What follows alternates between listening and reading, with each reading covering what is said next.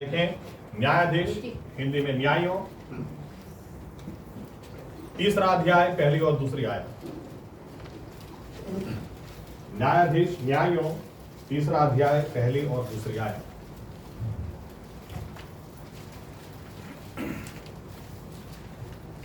હવે ઇસ્રાયેલ પુત્રોની એટલે જેઓને કનાનની સાથે થયેલી સર્વ લડાઈઓનો અનુભવ થયો ન હતો તેઓની પરીક્ષા કરવાને અને ઇસ્રાયેલ પુત્રોની પેઢીઓ એટલે જેઓને અગાઉ યુદ્ધ વિશે કંઈ માહિતી ન હતી તે માહિતગાર થઈને યુદ્ધકળા શીખે.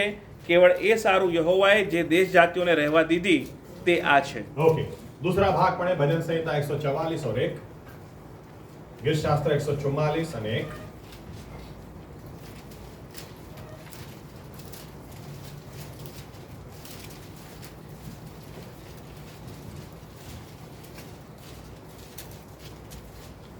યહોવા મારો ખડક છે તેને ધન્ય હો, તે મારા હાથને યુદ્ધ કરતા અને મારી આંગળીઓને લડતા શીખવે છે. और एक आखिरी भाग पढ़ेंगे दूसरा तिमोथी 2, 3 और 4। दूसरा तिमोथी 2, 3, 4।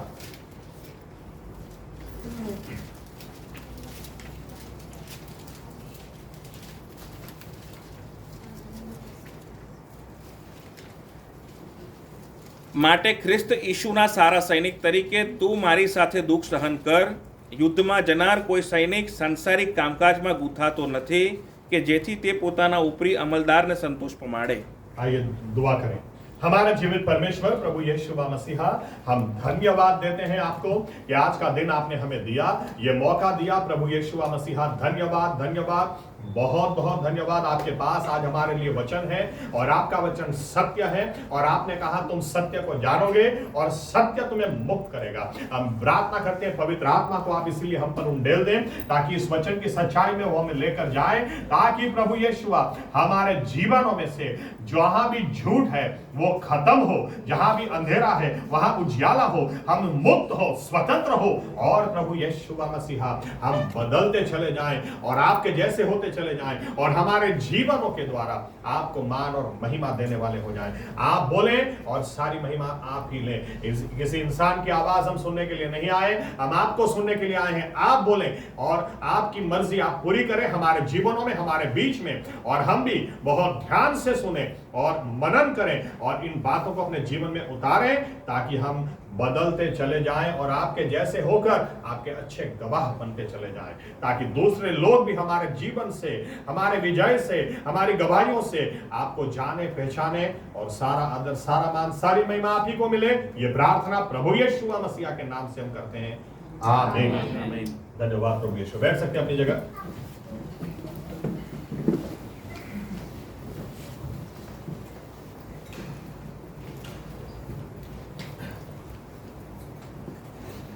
ओके, लास्ट टाइम एक पॉइंट हमने देखा इजरायलियों के ऊपर कि लड़ना सीखना बहुत जरूरी है। आमीन। बाइबल क्या बताती है, परमेश्वर ने क्यों दुश्मन रखे? ऐसा लिखा है न्यायाधीश, हिंदी में न्यायों, तीसरा अध्याय पहली और दूसरी आयत, कि क्योंकि इस पीढ़ी ने लड़ना नहीं सीखा था, इसीलिए परमेश्वर ने इनके जीवनों में ऐसे दुश्मन रखे ताकि वे लड़ाई करना सीखें। आमीन। यानी हमारा राइट एटीट्यूड, राइट दृष्टिकोण, राइट वलन, गुजराती में कहिए, क्या होना चाहिए जब भी समस्या आती है, जहां हमारी गलती है हम कबूल करें, पश्चाताप करें, प्रभु यीशु मेरी गलती की वजह से हुआ है। लेकिन जहां आपकी गलती न हो और फिर भी समस्या आए तो हमें ये नहीं सोचना है प्रभु यीशु ने मुझे छोड़ दिया, वो मेरी दुआ सुनता नहीं है, वो मुझसे नाराज हो गया। हमको उस समय समझना है कि मैं लड़ाई करना सीखूं, इसके लिए परमेश्वर ने ये आने दिया है। तो हमारी भी प्रार्थना होनी चाहिए, प्रभु यीशु मुझे लड़ाई करना सिखाओ। पौलुस बोलता है यीशु मसीह के राज्य में हम सैनिक हैं। आमीन। सैनिक को लड़ाई करना सीखना जरूरी है। बहुत सारे या तो ज्यादातर विश्वासी लोग ऐसे हारे हुए, थके हुए, जीते, इनको आप देखकर बोल नहीं सकते किसी भी एंगल से सैनिक है। इनकी तलवार कब निकलती है एक दूसरे के सामने? सामने आज जाता है बता तो समझे इधर इनको सैनिक याद आ जाता है, एकदम सैनिक हो जाते हैं, दूसरी जगह बिल्ली हो जाते हैं। शैतान के सामने प्रभु मुझे छोड़ता नहीं है प्रभु, अरे उधर ही तो सैनिक पर दिखाना, दुश्मन के सामने तो लड़ना है। या इंसान, कोई भी इंसान हमारा दुश्मन नहीं है, इधर नहीं दिखाना है। आमीन। लेकिन बाइबल बताती है शैतान शत्रु है हमारा, उसके सामने लड़ाई करना है और लड़ाई करने के लिए अपने आप को तैयार करना है। इसलिए बाइबल यूं भी बताती है धन्य है उस यहोवा को जो मुझे लड़ाई करना सिखाता है। आमीन आमीन। हमें अपने बच्चों को भी, हम अपने बच्चों को कितना भी संभालेंगे, कितना भी संभालेंगे, पैसे से संभालेंगे, अच्छा खाना खिलाएंगे, ये करेंगे वो करेंगे, इसके बावजूद भी इनके ऊपर ऐसी समस्याएं आएंगी जहां हमारा नहीं चलेगा। ऐसे समय हमें उन्हें लड़ना आज सिखाना पड़ेगा, हमें उनको तैयार करना पड़ेगा ताकि कल जब उन पर समस्या आए तो वो ही निपट ले। आमीन आमीन। इसीलिए एक स्पेशल टॉपिक को अलग करके आज वचन उसके ऊपर देखना चाहते हैं। और देखें उसके पहले एक बार फिर से याद दिला दूं, अक्टूबर 2 को नया साल बैठ गया। अक्टूबर 2 रोश हशाना था, नया साल शुरू हो गया बाइबल के हिसाब से। पहली जनवरी वो नया साल नहीं होता है, वो क्रिश्चियन कैलेंडर नहीं है। वो बार बार मैं बोलता हूं इनको जब मर्जी हो चेंज हो जाए। आप इतिहास पढ़ेंगे तो पहले नया साल शुरू होता था 1 मार्च से और साल खत्म होता था फरवरी 28 या 29 से। इसीलिए फरवरी में कम महीने हैं, कभी हमको सोचना चाहिए कि जनवरी पहला ही महीना और दूसरे महीने में कभी 28 कभी 29, ऐसा कैसे? लेकिन 1 मार्च से शुरू होता था और फरवरी से खत्म होता था। और सबके सब खानदान के लोग, मार्च उनके खानदान के लोग, जो जुलाई ये जूलियस सीजर, रोमन कैलेंडर है, जूलियस सीजर ने बनाया, उसी के खानदान के सब नाम है। फरवरी उसकी बेटी का नाम था। ओके, मेरे ख्याल से मार्च भी उसकी बेटी का शायद नाम था। एनीवे, आप इतिहास पढ़ो तो पता चलेगा कि ये क्रिश्चियन कैलेंडर नहीं है। एनीवे, सब बोल दिया है तो मैं आगे बढ़ता हूं। इसलिए नया साल बैठ गया 2 अक्टूबर। वो दिन, नया साल यहूदी लोग उस दिन मनाते हैं जिस दिन इंसान की उत्पत्ति परमेश्वर ने की। छठे दिन जब उसको बनाया, उस दिन ये लोग रोश हशाना मनाते हैं। वो दिन जब इंसान को परमेश्वर ने बनाया, वहां से नया साल ये लोग गिनते हैं। तो वहां से जब नया साल गिनते हैं तो ये साल जो बैठा 5785वां साल, 5785, इसका आंकड़े का मतलब मैंने बताया। उसी के ऊपर आज विषय को लेकर मुझे आगे बढ़ना है। एक गलती भी सुधारनी है। 5785, 5 वो अनुग्रह का आंकड़ा है, 7 संपूर्णता का आंकड़ा है, 8 नई शुरुआत का आंकड़ा है और वापस 5, यानी 2 बार 5 आता है, यानी डबल अनुग्रह है। यानी परमेश्वर ये नया साल हमको संपूर्ण नई शुरुआत देना चाह रहा है, उसके डबल अनुग्रह के साथ। लेकिन 80 का जो दशका है, 80 मैंने शायद लास्ट टाइम आपको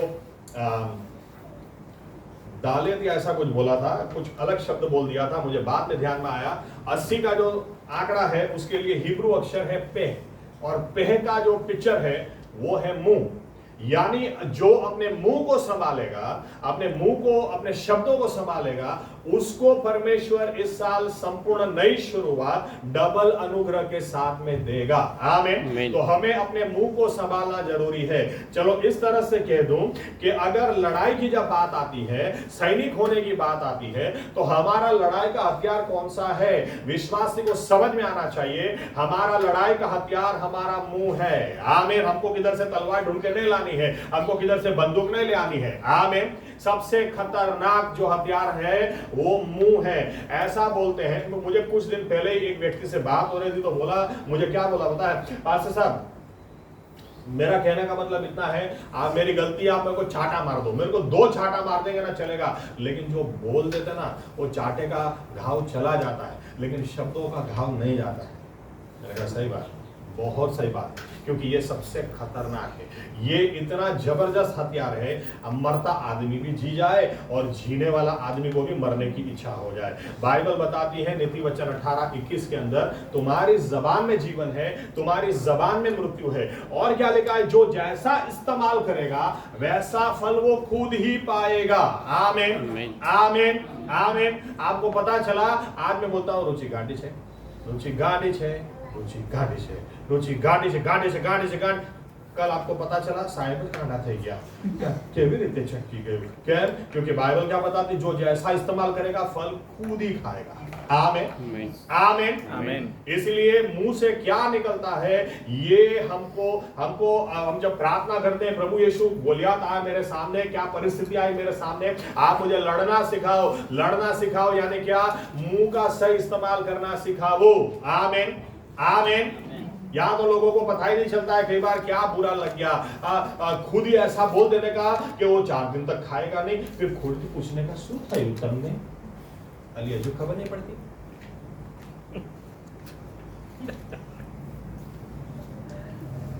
अगर आप बताने भी जाओगे तो भी सामने से आश्चर्य आएगा बोलो आटली बातें 4 દિવસ ખાતું नहीं अला અહીંયા શું થતું હોય તને ખબર नहीं पड़ती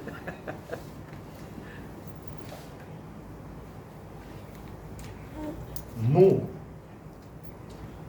सबसे डेंजर बाइबल यहां तक बता मैं सूरज जा रहा था किसी से फोन पे मेरी बात चल रही थी और एकदम से बड़ा सा पोस्टर मैंने देखा और पोस्टर में लिखा हुआ था जबान बिना हड्डी की चीज है लेकिन अच्छों की हड्डियां इसने तोड़ी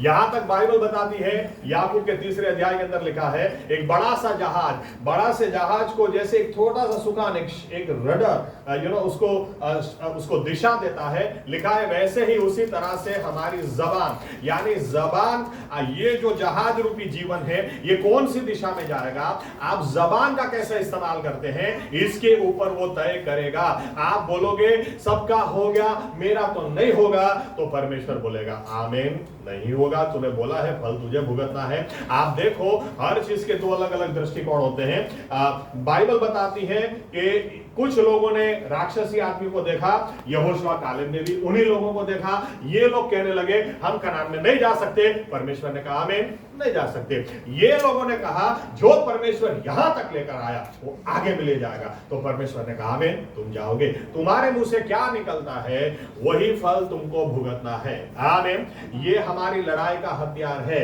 शैतान कोई ऐसे आकर सामने नहीं खड़े होने वाला है ले मुझे काट दे अरे क्या काट दे ऐसे कोई तलवार है नहीं जो उसको काट सके लेकिन जब आप मुंह से बोलोगे शैतान निकल मेरे घर से मेरे जीवन से यीशु के नाम में वो जाएगा हमारी जबान आमीन हमारी जबान हमारे मुंह से निकलती बातें ये हमारा सबसे बड़ा लड़ाई का हथियार हमारी जबान है इसलिए शैतान आज लोगों के मुंह को बंद करना चाह रहा है लोगों को डराना धमकाना चाह रहा है बोलो मत सुसमाचार भी हम देते हैं तो क्या है हमारे शब्दों से काम होता है जब बाइबल बताती है उस हिसाब से जब पतरस बोला तो लोगों के हृदय छिद गए क्यों क्योंकि ये बहुत बड़ा हथियार है आमीन आमीन आमीन अपने हमको प्रार्थना ये करनी है प्रभु यीशु मेरे मुंह का इस्तेमाल करना मुझे सिखाओ क्योंकि ये मुझे नहीं आता है कुछ भी मुंह से निकल जाता है और मैं बात सॉरी ना अरे सॉरी से जो घाव दे दिया वो नहीं जाता भाई टाइम लगता है बरसों निकल जाते कई बार आमीन मुंह से कुछ भी मत बोलो इसलिए पौलुस क्या बोलता है मेरा परमेश्वर समझ से परे शांति से तुम्हारे मन और हृदय को भर कर रखे क्यों तुम्हारे मन और हृदय को भर कर रखे क्योंकि मन में बेचैनी होगी तो मुंह से उल्टा सीधा निकलेगा मन में शांति होगी हृदय में शांति होगी तो मुंह से भी कुछ ऐसी अलग बातें निकलेंगी आमीन यहां तक बाइबल ये हमको बताती है न्याय के दिन मैं पूरी जिंदगी निकाल सकता हूं इससे मेरी जिंदगी बर्बाद कर दी इससे मेरी जिंदगी बर्बाद कर दी उसकी वजह से मेरी बर्बाद हो लेकिन न्याय के दिन क्या होगा न्याय के दिन बाइबल बताती है पढ़े जल्दी से कोई मत्ती 12 और 37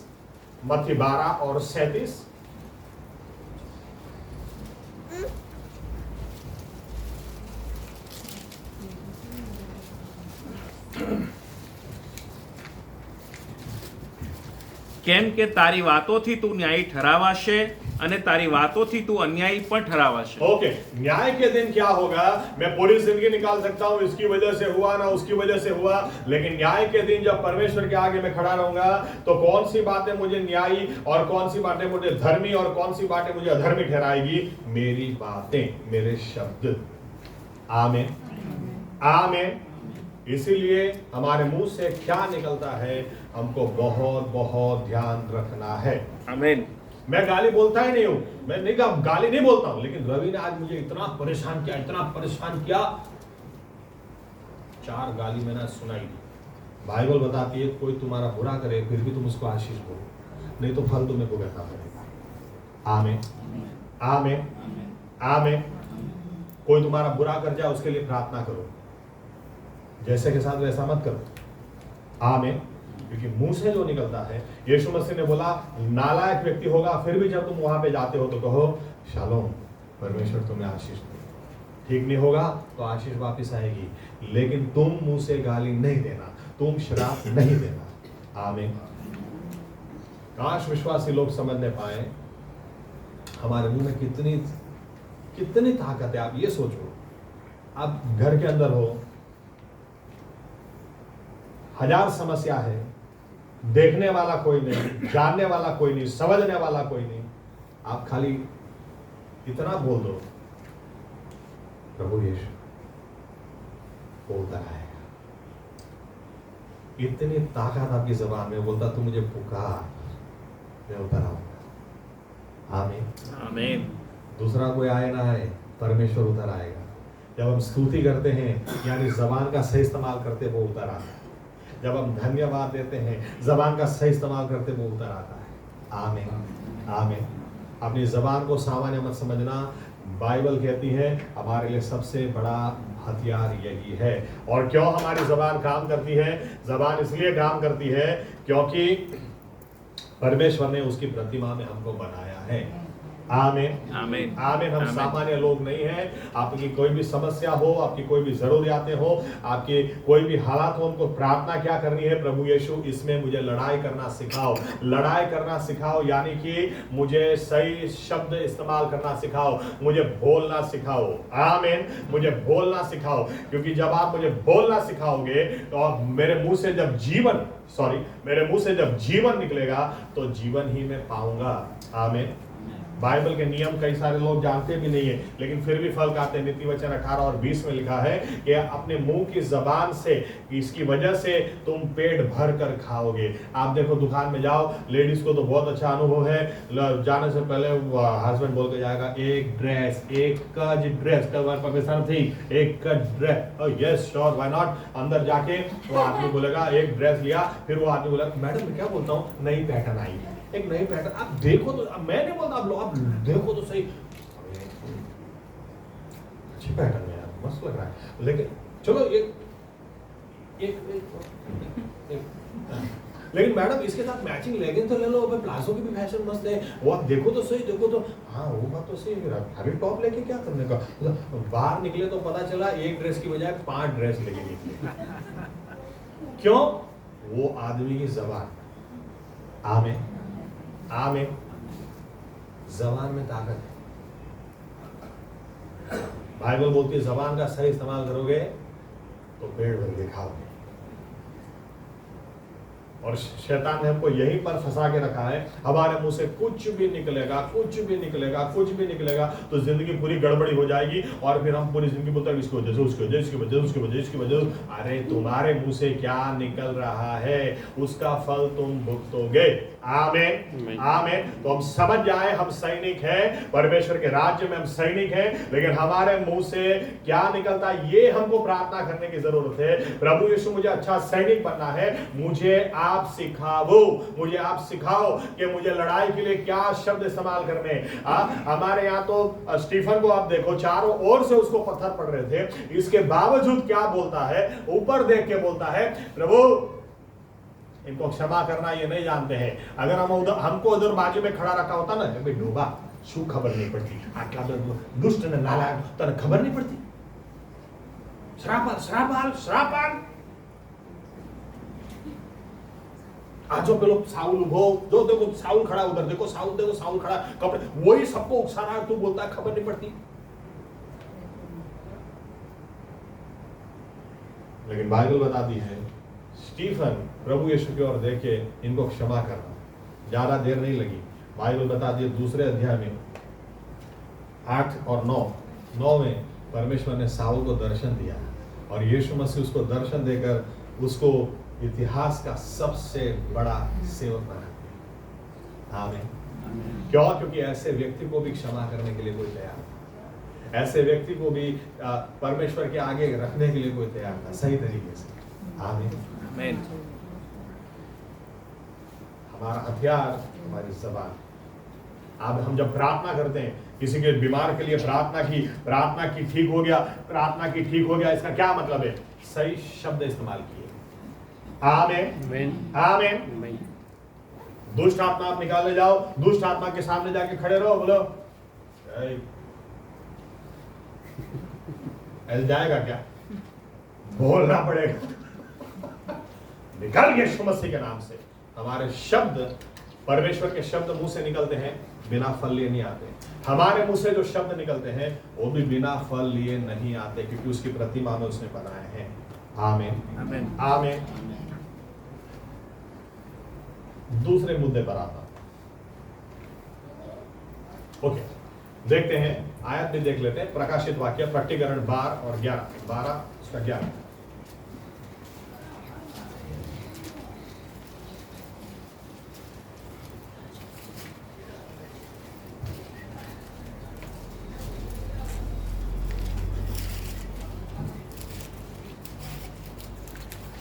प्रकाशित वाक्य 12 और उसका 11। जो लोग स्वर्ग में गए हैं, शैतान को हरा कर गए हैं, उनके बारे में क्या लिखा है?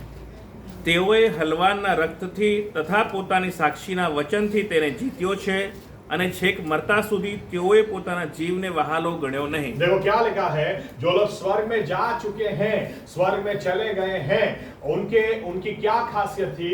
मेमने के लहू के द्वारा, जिसके ऊपर शायद मैं कॉन्फ्रेंस के बाद बोलूंगा, लेकिन आज मेरा दूसरा विषय है।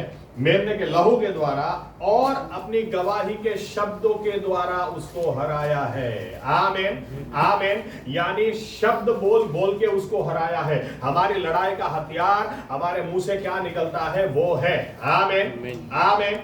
इसलिए एक कदम और आगे जाते हैं कि हमारे मुंह से क्या निकलना चाहिए, परमेश्वर ने अपने लोगों को क्या सिखाया। चलो देखते हैं, एक उदाहरण देख लेते हैं। यहोशुआ पहला अध्याय 7वीं आयत पढ़े,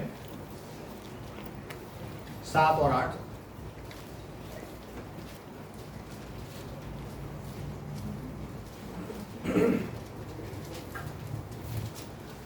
પણ મારા સેવક મૂસાએ જે સર્વ નિયમો તને ફરમાવ્યા તે પ્રમાણે સંભાળીને કરવા સારું બળવાન તથા બહુ હિંમતવાન થા। તેમાંથી જમણી કે ડાબી ગમ ફરતો ના, એ માટે કે જ્યાં કંઈ તું જાય ત્યાં તું ફતેહ પામે। એ નિયમ શાસ્ત્ર તારા મોંમાંથી જાય નહીં, પણ દિવસે તથા રાત્રે તેનું मनन કર કે તેમાં જે બધું લખેલું છે તે તું કાળજીથી પાડે। કારણ કે ત્યારે જ તારો માર્ગ આબાદ થશે અને ત્યારે જ તું ફતેહ પામશે। ओके, देखो क्या लिखा है।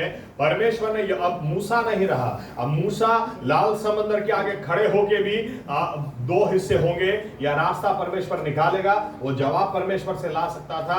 पीने का पानी न हो तो भी पत्थर से पानी निकाल सकता था। लेकिन अब मूसा नहीं रहा, तो मूसा नहीं रहा तो परमेश्वर यहोशुआ को क्या बोलता है? यहोशुआ को यूं नहीं बोलता है काश मूसा होता तो अच्छा रहता, नहीं, लेकिन परमेश्वर क्या बोलता है? जो वचन मैंने मूसा को दिया, उस वचन को तो दिन रात पढ़ना, उस वचन को ऊपर तुम मनन करना, और तेरे मुंह से वो जाए नहीं। यानी दिन रात उस वचन को तू बोलना। जब उस वचन को तू बोलेगा तो एक बात ध्यान में रखना, तू जहां भी जाएगा वहां तू विजय पाएगा। तू जहां भी कदम रखेगा वो जगह तेरी हो जाएगी, और जो कुछ तू करेगा उसमें तू समृद्ध होगा। आमीन। वचन को बोलना है। यरीको के बारे में एक उदाहरण अगर आपको मैं दूं, कई बार हम लोग ना अपनी समस्या से दूर भागते हैं। हम लोग कई बार आदमी ड्रग्स में भी क्यों जाता है, दारू में क्यों पीता है? क्योंकि हकीकत नहीं पसंद है। नशे में रहो, दूसरी दुनिया में घूमते रहो, हकीकत सामने आती, अरे वापस इधर रहना ही नहीं, हकीकत का सामना नहीं कर पाते। अभी आपको यरीको का मैं एग्जांपल दूं। यरीको शहर परमेश्वर ने क्या बोला? इसको 6 दिन तुम गोल गोल घूमोगे। अब मैं सिंपल सी आपको एक आर्ग्यूमेंट देता हूं। अब गोल गोल घूमना क्यों? इधर से उधर जाओ, निकलो आगे, नहीं लड़ना। वो कनान तो नहीं था ना। आमीन। जब आप 6 दिन गोल घूम सकते हो, अब तो गोल घूमने का रास्ता है, रास्ता रोक के तो खड़ा नहीं है, इसका मतलब ये लिखो। आप गोल घूम के आगे जाके निकल जाओ, नहीं लड़ना, नहीं गिराना। वैसे भी इसके सामने लड़ेगा कौन? सबसे शक्तिशाली शहर है, सबसे शक्तिशाली किला उस जमाने का है। और जैसे आंकड़ा बताने वाले लोग समझाते हैं कि उसकी दीवारें इतनी चौड़ी थी कि 8 ट्रक आप खड़ी रख सकते हैं, इतनी चौड़ी। अब इतनी चौड़ी, अब इतनी बड़ी समस्या को कौन लड़ाई करेगा? अरे कई लोग समस्याओं से दूर भागते हैं कि नहीं लड़ना, ये समस्या को छोड़ दो, इसको जाने दो, इसको स्वीकार कर लो। लेकिन जब आप मिस्र से निकलकर कनान की ओर जा रहे हैं, परमेश्वर की मर्जी नहीं एक भी समस्या आपके सामने टिकने पाए। आमीन। वो चाहता है हर समस्या। कई बार क्या होता है कि चलो चंगाई मिले तो ठीक है, नहीं मिले तो भी ठीक है, बाकी और कोई समस्या तो नहीं। अरे क्यों चंगाई ना मिले जब उसके वचन में लिखा हुआ है उसके कोड़ों की मार से हमारी चंगाई है। आमीन। क्यों ना मिले? क्यों मैं अशांति में रहूं? क्योंकि जब बाइबल कहती है मुझे शांति प्राप्त कराने के लिए भी उसने ताड़ना सही, शिक्षा सहन करी, तो क्यों ना मैं शांति में रहूं?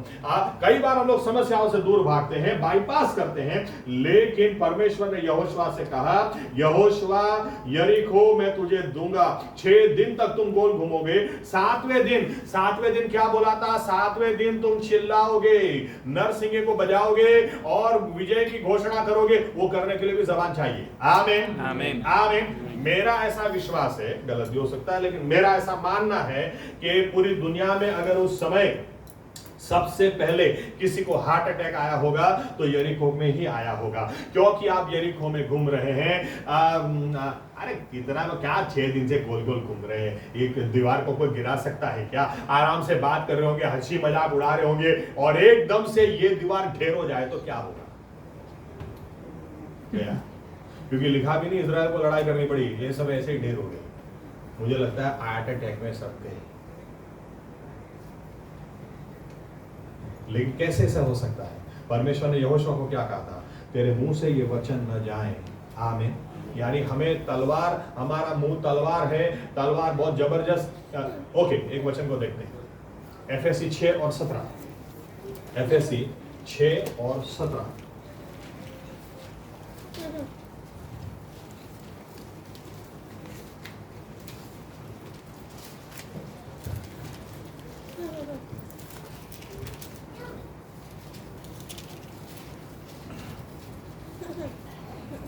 વળી તારણનો ટોપ પહેરો તથા આત્માની તરવાર જે દેવનું વચન છે તે લો।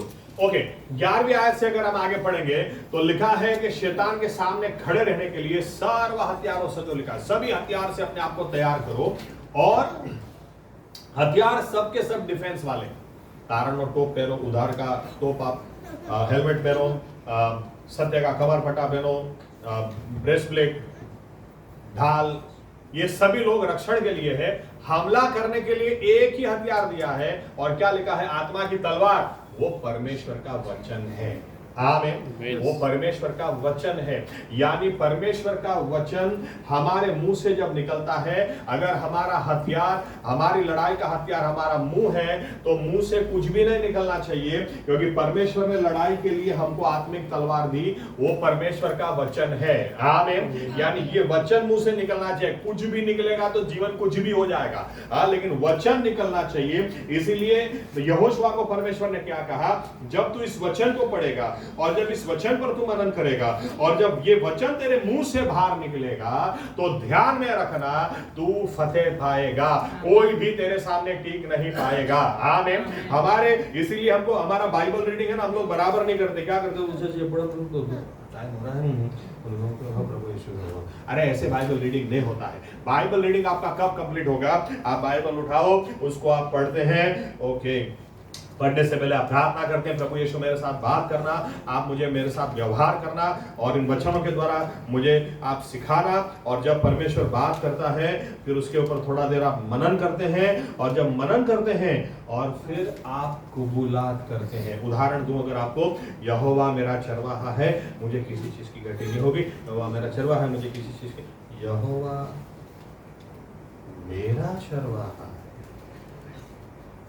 अरे वो मेरा चरवाहा है, इसीलिए मुझे किसी चीज की घटी नहीं होगी। आमीन, आमीन। तो फिर जब मुंह से आप बोलोगे, जोर जोर से बोलो, यहोवा मेरा चरवाहा है, मुझे किसी चीज की घटी नहीं होगी। यहां से आपका बाइबल रीडिंग खत्म होता है। यहोशुआ को क्या बोला? पहले तू पढ़ेगा, फिर उसके बाद तू मनन करेगा, और फिर तू मुंह से निकालेगा। आमीन, आमीन, आमीन। यहां से आप बोलोगे, यार हम लोग, हमारी पढ़ाई कैसी हो रही? यहोवा मेरा चरवाहा है, मुझे किसी चीज की घटी नहीं होगी। अरे यार जाने दे, मेरे को तो नौकरी नहीं मिली।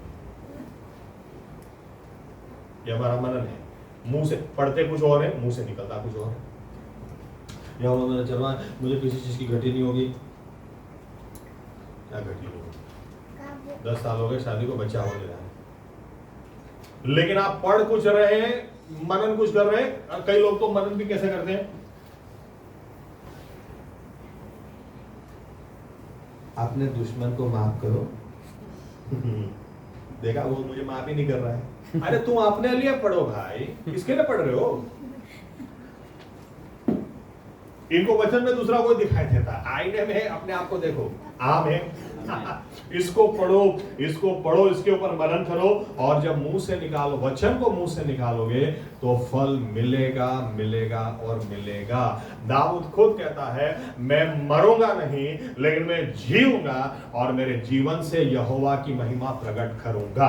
आमीन। ये सब बोले हुए वचन है, और इसलिए ये लिखे हुए हैं, लेकिन बोले हुए हैं तब लिखे गए हैं। परमेश्वर ने बोला तो सेवकों ने सुनकर लिखा है। आमीन। और इसीलिए बाइबल बताती है परमेश्वर के वचन के बारे में, जैसे आसमान से बारिश गिरती है, जमीन को गीला करती है, उसी तरह से परमेश्वर का वचन जो मुंह से निकल गया वो बिना फल लिए वापस नहीं आता है। आमीन। इसलिए हर रोज एक समय निकालो जहां पर आप परमेश्वर के वचन के साथ थोड़ा अच्छा समय बिताओ, उसके ऊपर अच्छा मनन करो। क्यों? क्योंकि आप सैनिक हैं, आपके लड़ाई का हथियार आपका मुंह और आपका ये परमेश्वर का वचन है, और परमेश्वर का वचन आपको आपके मुंह से निकालना है। ये क्या लिखा हुआ है कि जो स्वर्ग में गए उन्होंने अपने गवाही के शब्दों के द्वारा, गवाही के शब्दों का मतलब क्या होता है? गवाही के शब्दों का मतलब ये होता है, परमेश्वर जो बोलता है वही बातें इन्होंने अपने मुंह से गवाही के स्वरूप में निकाली, क्योंकि ये आत्मा की तलवार है। ये तलवार जब चलती है तो शैतान को पीछे भागना ही पड़ता है। आमीन। आमीन। एक गवाही मुझे याद आ गई, तो इस तरह से मैं आपको बता देता हूं, शायद नहीं बताई है, लेकिन मैं जब पास्टर स्टीवन के वहां गया लास्ट टाइम, तो पहले ही, मुझे तो नहीं पता था, पहले ही मेरे मुंह से क्या बात निकली। शुरू होते ही मैंने कहा, मान लो अगर आपकी शादी नहीं होती तो वचन को निकालो, आप वचन को पढ़ो पढ़ो पढ़ो पढ़ो, और जब आप वचन को पढ़ोगे सबसे पहले आपको ये ध्यान में आएगा, आदम ने शादी के बारे में सोचा ही नहीं था, वो तो परमेश्वर ने सोचा। आमीन।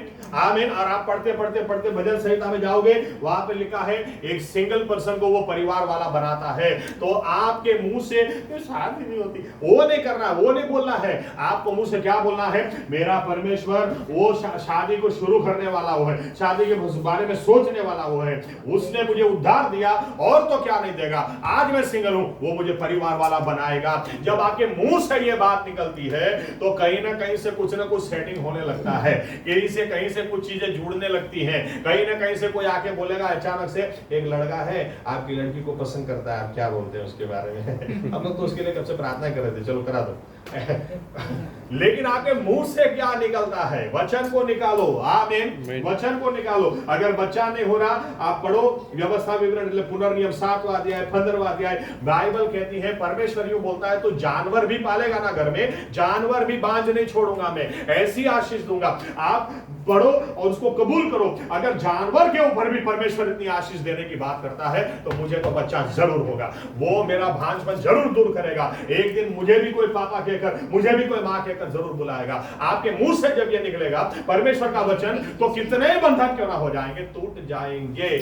शैतान को भागना ही पड़ेगा, श्राप खत्म हो जाएंगे, जितने भी अवरोध होंगे दूर चले जाएंगे, क्योंकि परमेश्वर का वचन मुंह से निकलता वो फल लेकर आता ही है। आमीन। आमीन। और एक कारण बताता हूं, या तो और एक तरीका वचन जो हमको सिखा दी, पढ़ते हैं फटाफट। भजन संहिता 103 और 20। भजन संहिता 103 और 20।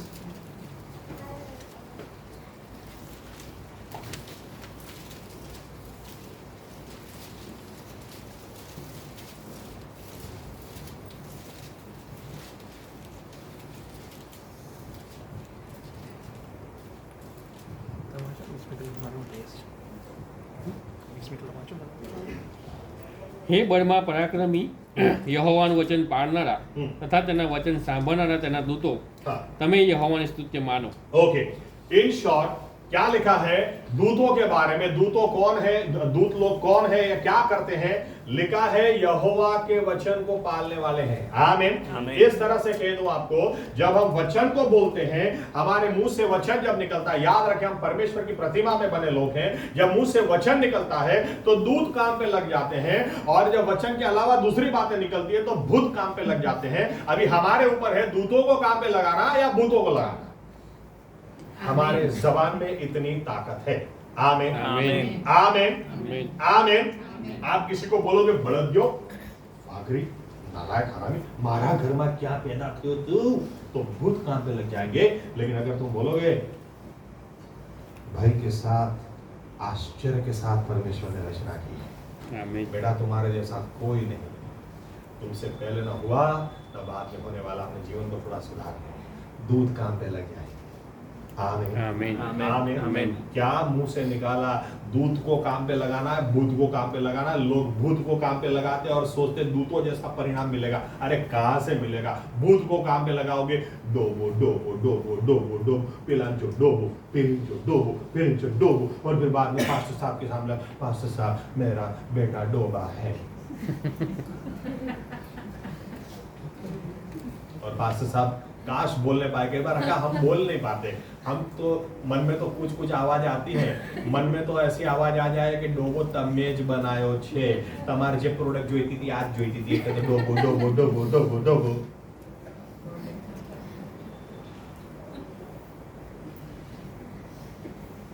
ये हमको ऐसे करिए, प्रार्थना करिए, શું કરીએ? મનમાં તો આમ જ કરીએ, શું તમને સાચવવાના, અમને સાચવવાના, શું કરીએ?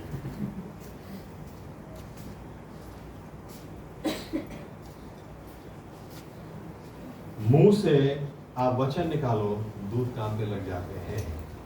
आमीन आमीन आमीन। क्योंकि दूतों को परमेश्वर ने रखा ही हमारी सेवकाई के लिए। हिब्रू पहला अध्याय आखिरी आयत पढ़ो तो लिखा है जो उद्धार पाए हुए लोग हैं उनकी सेवकाई करने के लिए परमेश्वर ने दूतों को रखा है। लेकिन ऐसी सेवकाई करने के लिए नहीं रखा है। कई लोग ऐसा भी बोलते हैं हम दूतों को हुक्म दे सकते हैं कि सामने टेबल ठीक कर दे। अरे उसके लिए दूतों को नहीं रखा है। आमीन। क्या लिखा है? दूत क्या करते हैं? परमेश्वर के वचन को पूरा करते हैं। यानी मुंह से जब परमेश्वर का वचन निकलेगा, जब परमेश्वर का वचन मुंह से निकला, हिजकिय्याह ने प्रार्थना की, प्रभु तू मूर्ति नहीं है, तू पत्थर नहीं है, और ये पत्थर को पूजने वाले लोग आज हमको खत्म करने आए हैं। तू तो इब्राहिम, इसहाक, याकूब का परमेश्वर है, हमको छुड़ा, हमको बचा। दूसरी बाजू हिजकिय्याह ने लोगों को भेजा, जाओ यशायाह के पास जाओ, उसको भी बोलो प्रार्थना करे, और यशायाह ने भी प्रार्थना की, और यशायाह ने कहा हिजकिय्याह को जाकर बोल देना, परमेश्वर ने बोला है कि एक तीर भी सेना करीब यरूशलेम के खिलाफ चला नहीं पाएगा, क्योंकि इस शहर की रक्षा मैं खुद करूंगा। और जब परमेश्वर ने अपने वचन को भेजा, ऐसा लिखा है कि जब परमेश्वर ने अपने वचन को भेजा और आकर इन्होंने बोला, हिजकिय्याह, ऐसा परमेश्वर ने कहा है, जब मुंह से निकला तो बाइबल बताती है रात को, ज्यादा नहीं, एक ही दूत ने रात को आकर 1,80,000 लोगों को मार दिया। सेना करीब राजा जब सुबह उठा तो उठ के देखता है जहां देखो वहां लाश है। अरे कोई बचा ही नहीं है। 1,80,000 को एक ही दूत ने खत्म कर दिया। पता है पिलात के आगे, पिलात के सामने यीशु मसीह क्या बोलते हैं?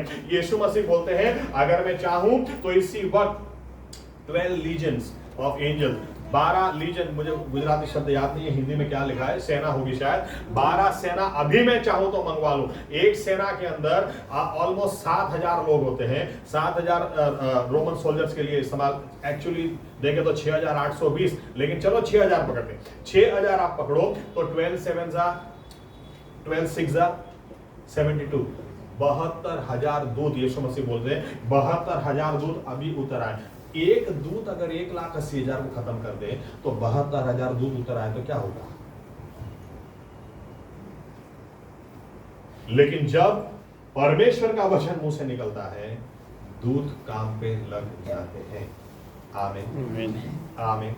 इसलिए अपने मुंह से परमेश्वर के वचन को निकालो। बार बार हमें ये प्रार्थना करनी है, प्रभु मैं कमजोर हूं, दिमाग मेरा ठिकाने रहता नहीं है, मैं निराश भी हो जाता हूँ, कुछ भी मुंह से निकलता। आप मुझे लड़ना सिखाओ, इन शॉर्ट आप मुझे बोलना सिखाओ। हर परिस्थिति में किस तरह से मेरी जबान का मैं इस्तेमाल करूं, आप मुझे बोलना सिखाओ, आप मुझे बोलना सिखाओ, आप मुझे बोलना सिखाओ, ताकि अच्छी लड़ाई में लड़ूं। और मुझे सिखाओ कौन सी परिस्थिति के लिए क्या वचन मुझे। इसलिए दाऊद खुद क्या बोलता है, मैंने परमेश्वर के वचन को अपने हृदय में छिपा के रखा ताकि मैं तेरे खिलाफ पाप ना करूं। क्यों? किस तरह से वचन हृदय में छिपने से खाली काम नहीं होता, लेकिन समय आने से मुंह से निकलना चाहिए। मुंह से जब वचन निकलेगा, और इसीलिए यीशु मसीह ने क्या उदाहरण दिया, खुद हमको क्या उदाहरण दिया। यीशु मसीह के सामने शैतान परीक्षा करने के लिए आया, और शैतान परीक्षा करने के लिए आया तो यीशु मसीह रोने नहीं बैठे। वहां पर यीशु मसीह ने ऐसा नहीं कहा, एक तो मेरे एक स्थान में आया तो इधर भी पीछे पीछे आ गया, ऐसा नहीं बोला। मैं जहां जाती हूँ ना शैतान पीछे पीछे आ जाता है, मैं ऐसा बोला ही नहीं। लिखा है, क्या बोला? वचन में लिखा है कि, मुंह से निकाला। आमीन। यूं भी नहीं बोला, तू समझता क्या है बे, इसके सामने खड़ा है, इसको पूछ रहा है बे मेरे उत्पन्नकर्ता की परीक्षा करेगा क्या? कुछ ऐसा नहीं बोला। अरे मैं कौन हूं ना कौन हूं के बाद वचन को इस्तेमाल किया। आमीन। हमको तो वचन आज याद भी नहीं। अगर हमारे सामने शैतान आकर बोलेगा इस पत्थर को खेल दे रोटी हो जाएगा, तो हम बोलेंगे तो रुक मैं गूगल में चेक करके जवाब देता, क्योंकि वचन याद ही नहीं। हाँ, कई वचन याद ही नहीं है। कई लोग तो फोन भी लगा दे, सुनो पास्टर साहब ऐसी समस्या आई है तो क्या क्या करेंगे? 25 साल बाद पूछते हैं क्या करेंगे पास्टर साहब, कौन सा वचन इस्तेमाल करेंगे? यीशु मसीह ने कहा लखेलू छे के लिखा हुआ है कि तू सिर्फ रोटी से नहीं, लेकिन जो शब्द परमेश्वर के मुंह से निकलते हैं उससे तू जिएगा। आमीन। फिर से बाइबल बताती है कि शैतान ने मंदिर की चोट पे खड़ा किया, बोला कूद जा तो दूत तुझे संभाल लेंगे। और दूत संभाल तो भी यीशु मसीह क्या बोलते हैं, लिखा हुआ है कि तू अपने परमेश्वर की परीक्षा नहीं करेगा। लिखा हुआ है, उन्हीं बातों को यीशु मसीह ने बोला। आमीन। तीसरी बात, वो दुनिया की महिमा दिखाकर बोलता है कि मेरे आगे झुक जा, मेरी आराधना कर, मैं सब तुझे दे दूंगा। यीशु मसीह ने वापस बोला लिखा हुआ है कि तू अपने घुटने सिर्फ अपने परमेश्वर यहोवा के अलावा और किसी के आगे नहीं झुकाएगा। फिर लिखा है शैतान चला गया। यीशु मसीह ने खुद, जो ईश्वर खुद इंसान बन के आया, उसने हमको क्या सिखाया? वचन का इस्तेमाल करो, वचन मुंह से निकालो। वचन जब मुंह से निकलेगा, ये हमारी आत्मा की तलवार है। ये ऐसा चलता है कि शैतान भागी जाता है और परमेश्वर के दूत काम पे लग जाते हैं। आमीन। आमीन। आमीन। अब दूतों को काम पे लगाना या भूतों को लगाना हम पर है। एक गवाही के द्वारा अगर मैं बोल के खत्म करूं, एक मीटिंग के अंदर एक सेवक की मैं गवाही सुन रहा था, काफी समय पहले की बात है शायद। तो वो बोलते हैं मैं जब मीटिंग में बोलना शुरू किया, मुझे कभी कुछ अनुभव नहीं हुआ, कोई दूत ऐसा कोई एक्सपीरियंस नहीं, लेकिन फर्स्ट टाइम लाइफ में एकदम से बोले, मैंने देखा आंखें परमेश्वर ने मेरी खोल दी, तो इतने सारे दूत खड़े हैं, इतने सारे दूत। कोई दूत हार्ट लेके खड़ा है, कोई एक पैर लेके खड़ा है, कोई किडनी लेके खड़ा है, कोई फेफड़े लेके खड़ा है। और मैं तो एकदम से डर गया, पहले ये क्या मैं देख रहा हूं। तो मैंने परमेश्वर से पूछा कि प्रभु ये क्या है? तो परमेश्वर ने मुझे बोला जिसको हार्ट की तकलीफ है ना, उनकी चंगाई के लिए मैंने इनको रखा है। जिनको किडनी की तकलीफ है उनकी चंगाई के लिए रखा है। लेकिन करे तो क्या करे, मेरे दूत इतने बेकार बैठे हुए हैं, क्योंकि वचन कोई बोलता ही नहीं है। कोई वचन बोलेगा तो काम करेंगे ना। भूत सब काम पे लगे हुए हैं, क्योंकि उनके लिए तो सब लोग रेडी है। भूतड़ी नालायक, तो भूत काम पे लग जाएंगे। मतलब कुछ भी रुचि બધું સારું કહીએ છે હા, આપણો ઈશ્વર આપણો પાળક છે, ऐसा बोलेंगे तो दूध काम पे लगे। आमीन। आमीन। हमने काम भूतों को लगा के रखा है और हम अपेक्षा रखते हैं कि दूत जैसा हमारे, अरे तुम भी भूत हो गए, तुमको पता ही नहीं चल रहा। भूतों को काम पे लगाते लगाते लगाते लगाते तुम भी भूत हो गए। वो तो कोई मुंह से शायद बोल नहीं पा रहा है, लेकिन अंदर तो ये कहते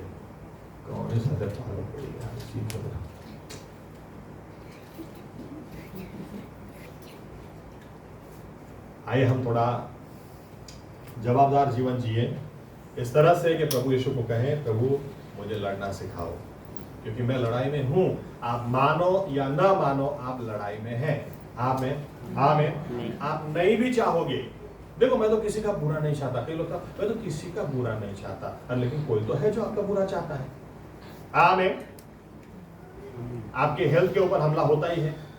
कौन बीमार होने के लिए खाना खाता है, फिर भी पता चला खाने में कुछ गड़बड़ी थी। कौन बीमार होने के लिए पानी पीता है, पता चला टाइफाइड हो गया, पानी से कहीं से गड़बड़ी वाला आ गया। आप चाहो नहीं चाहो, हेल्थ के ऊपर हमला होता ही है। आपकी फाइनेंसेस के ऊपर हमला होता ही है। मैं तो रेगुलर टाइम से जॉब पे जाता हूँ, अरे रेगुलर कितने भी जाओ तो भी एक दिन वो बोल देगा कि सॉरी आपके लिए जगह नहीं, हमला होता ही है। आमीन आमीन आमीन। परिवार में सभी लोग अच्छी तरह से शादी डिवोर्स करने के लिए कौन शादी करता है? एक भी आदमी, एक भी इंसान डिवोर्स के लिए शादी नहीं करता है, फिर भी डिवोर्स होते हैं ना, फिर भी होते हैं। डिवोर्स के लिए कौन शादी करता है? नहीं करता कोई। मेरा कहने का मतलब क्या है कि गड़बड़ी यहां, हम माने या ना माने, हम युद्ध में हैं, और जब युद्ध में हैं तो हमें प्रार्थना होनी चाहिए, प्रभु यीशु मुझे लड़ना सिखाओ। विश्वासी को पता होना चाहिए, लड़ना सिखाओ यानी मेरे को बोलना सिखाओ। आमीन। अगर गोलियत हमारे सामने आ जाए, तो गोलियत अगर हमारे सामने आ जाए, आज तक आया था गोलियत? रुचि की शादी तय हुई, गोलियत आ गई, सब इसकी वजह से। अरे इसको क्या लेना देना है, कहीं से कहीं भी ठोका ठोक। दाऊद को आप देखो, दाऊद ने लड़ना नहीं सीखा था, लेकिन अपनी मुंह का इस्तेमाल सीखा था। दाऊद वहां पर जाकर बोलता है, अब उसकी माँ ने हमारी गुजरातियों की भाषा में थेपले भेजे ना खाकरा भेजे, और भाई को थेपला मोकला मम्मी है पहला नो स्टॉक चेक स्विगी कर दीजिए तो भी आई। उतरे में लिखा है, गोलियत आकर बोलता है कोई तुम्हें ऐसा जो मेरे साथ लड़ाई कर सके, भेजो। तुरंत दाऊद बोलता है, ये है कौन खतना रही बेसुन्नत फलिस्ती, परमेश्वर के सैन्य को ललकार रहा, मुझे भेजो, मैं मार डालूंगा इसको। उसकी जबान आप देखो, उसके मुंह से, अगर आप मुंह से डर की बात करोगे या डर की बात सुनोगे, डर जाओगे। विश्वास की बात करोगे, विश्वास में खोलाओगे। आपकी मुंह से क्या निकलता वो आपको भुगतना है। आमीन। इस लड़ाई के अंदर अगर हमको प्रार्थना करनी है तो ये प्रभु यीशु मेरे मुंह का सही इस्तेमाल करना, क्योंकि ये बहुत बड़ा हथियार है। आप मुझे सिखाओ और क्या सिखाओ? ये सिखाओ कि हर हाल में मैं वचन को पढूं, वचन के ऊपर मनन करूं और मेरे मुंह से वचन निकले, क्योंकि परमेश्वर का वचन जब मुंह से निकलता है फल लेकर ही आता है। आमीन आमीन आमीन आमीन आमीन। क्यों लोग पढ़ी की छोड़ नहीं सकते? क्यों लोग पढ़ी की छोड़ दो भाई, पढ़ी की छोड़ दो, अच्छा नहीं है वो, तम्बाकू अच्छा नहीं है। पास्टर साहब आपके लिए क्या बोलना आसान है, हम 20 साल से खाते हैं, ओके 20 साल से खाते, ऐसे 2 मिनट में बोलने से नहीं छूटती है। अब आप बोलते ही ऐसा हो इसलिए नहीं छूटती है, लेकिन अगर आप ऐसा बोलोगे, सही में मैं बंधन में आ गया हूँ पास्टर साहब, आप प्रार्थना करो, मेरी यही प्रभु यीशु से दुआ है कि वो छुड़ाने वाला परमेश्वर है, छुटकारा देने वाला परमेश्वर है। 40 साल से जो अपंग पैदा हुआ, अगर उसको परमेश्वर चला सकता है तो मुझे भी परमेश्वर इसमें से छुड़ा सकता है। आप बोलोगे तो दूध कांपने लगेंगे, और 2 वचन मुंह से निकालोगे तो परिणाम आएगा। आमीन आमीन। मुंह से वचन निकालो, वचन पढ़ो और मनन करो और वचन निकालो। याद रखें ये हमारी लड़ाई का हथियार है। पौलुस जब तिमोथी को बोलता अच्छा सेवक बन, अच्छा सैनिक बन, हम सभी लोग अच्छे सैनिक बने, अपने मुंह का सही इस्तेमाल करना सीखें, वचन को मुंह से निकालना सीखें। आमीन। तो जो वचन यहोशुआ को परमेश्वर ने दिया, तो जहां कदम रखेगा जगह तेरी, तो जहां जाएगा फतेह पाएगा, जो करेगा उसमें तो सफल होगा। आइए अपनी जगह करेगा।